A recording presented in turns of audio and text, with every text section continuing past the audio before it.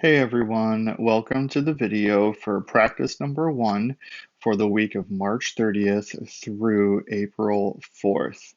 All right, let's jump right in. So in number 1, we have a diagram here and it tells us that AEFG is parallel to line CGD.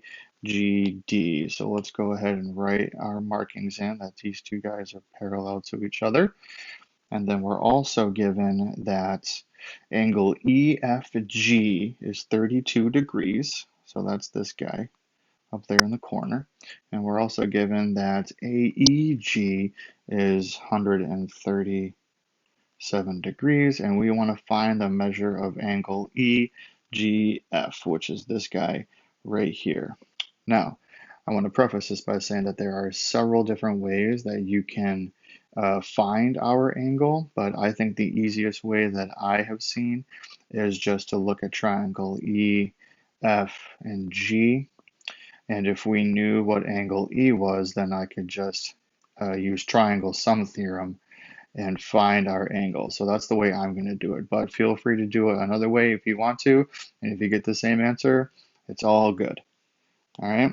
So how can I find the measure of angle E? Well, I know that the measure of angle E is a linear pair with the 137 angle that I was given. So all I got to do is subtract 137 from 180. And when I do that, we get a measure of 43 degrees. All right, and now all I got to do is just add 43 to the 32 and then subtract that from 180, and I get my x is equal to 105. So our answer is choice 4. All right, easy peasy. All right, let's slide on down to number 2. Okay, this one is a conceptual question. So we're given a horizontal line of R, and we're given that L, M, N, and P, those are all intersecting it, and it wants to know which statement is true. So it looks like we're comparing two of our vertical-ish lines, and we're seeing if they are parallel to each other. And how we're going to do that is we're going to see if one of our parallel lines intercepted by a transversal is true when we are comparing two of our lines. So I think the easiest way is just to go through each of our answer choices and just check them. So the first one we got is L parallel to N. So I got L and N. Okay, well in line L, I say I got 112 over here, it looks like in the top left. And in line N, I have 122 in the bottom right. So I know that in line L, this angle down here would also be 112 degrees because both of those guys are vertical angles. And now this 112 that I just got is corresponding to this angle right here because they are corresponding angles. And now those should be congruent to each other, but as you can see, it is not. So choice 1, goodbye. All right, choice 2, we are comparing lines L with line P. Okay, this one, in line P, I have the upper right-hand corner. All right, well, I know that in line L, if I looked in the upper right-hand corner, this angle right here would be a corresponding angle to the 68 degrees over in line P. So I know that this 112 and this angle right here, well, those make a linear pair. So if I subtract 112 from 180, I get that this angle right here in blue is in fact 68. So this corresponds to this, and they do match each other. So as of right now, I'm thinking that it is choice 2. but I always like to check all the other ones just to make sure that there isn't a mistake because, we get these things off the internet and sometimes there's a mistake. There may be two answers. I've certainly found one where there are two, in fact, two answers when there should only be one. So I'm just going to go ahead and check the other ones. So choice 3 is comparing line M with line P. I'm given 78 degrees in the lower left-hand corner, and I know that this angle in green is vertical angle with the 78 degrees.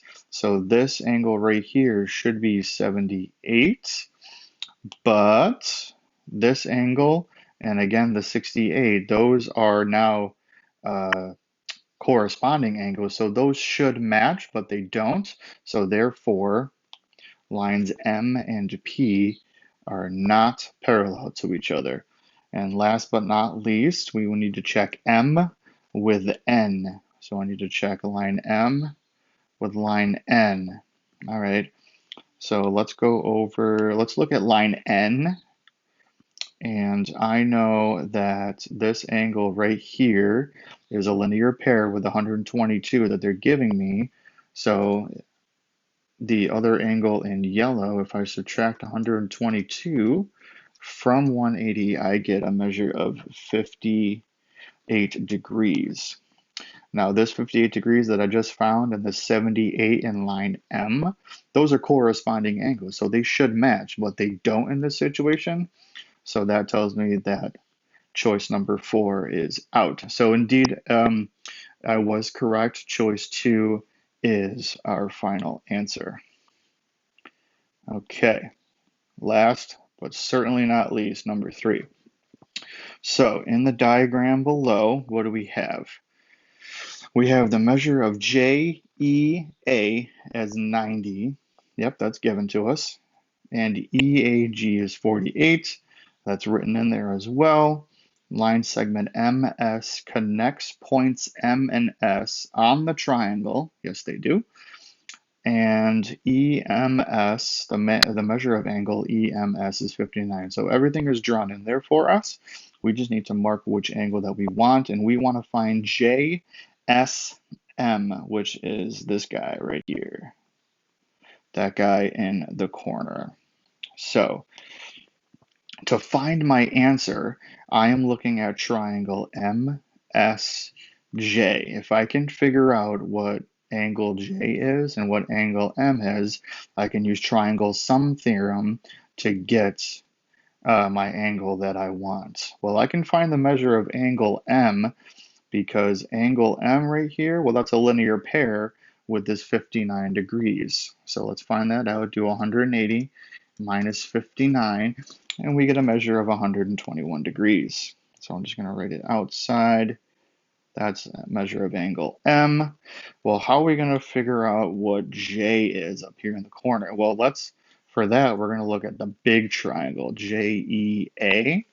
And we know that E down here is 90, and we know that A is 48, so we can use triangle sum theorem to find angle J. So I'm going to go ahead and do that. 90 plus 48 equals 138, and then subtract that from 180, and we get 42 degrees. Cool. So now I'm going back to my smaller triangle MSJ, and I have my two other angles, and now I can just use triangle sum theorem. So the measure of angle JSM is going to be equal to 180 minus the sum of 42 and 121. Next step is I just need to do inside my parentheses according to PEMDAS. And when you add 42 to 121, you get 163. And then when you take 163 and subtract that from 180, you get 17 degrees. All right, there is practice number 1. I hope this helped. As always, be safe and be well. I'll see you next time, guys.